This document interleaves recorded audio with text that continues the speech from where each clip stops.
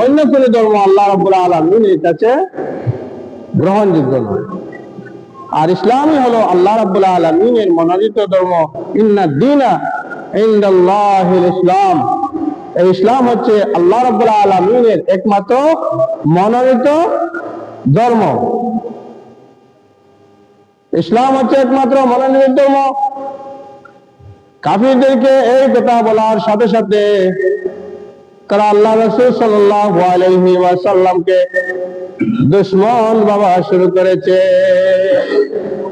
যখন রাসূল করিম সাল্লাল্লাহু আলাইহি ওয়াসাল্লাম একটি পাহাড়ের চূড়ায় উঠলেন এবং সব মক্কাবাসীকে দাওয়াত করলেন, ডাকলেন, সবাই গিয়ে উপস্থিত হলো।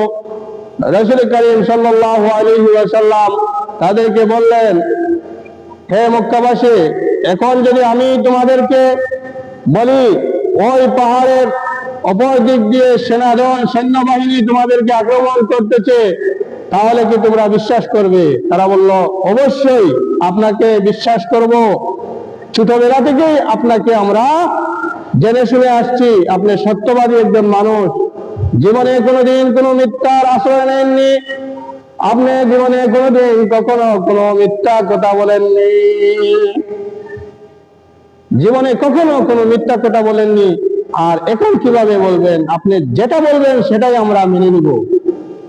আর যখন বললেন, আমি এক আল্লাহর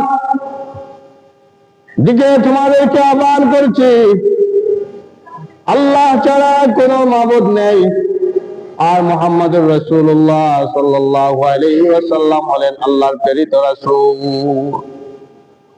যেই সময় এই কথা বললেন, তারা বলল, তাব্বাল্লাকা ইয়া মুহাম্মদ, তাব্বাল্লাকা ইয়া মুহাম্মদ, হে মুহাম্মদ তুমি ধ্বংস হও, হে মুহাম্মদ তুমি ধ্বংস হও।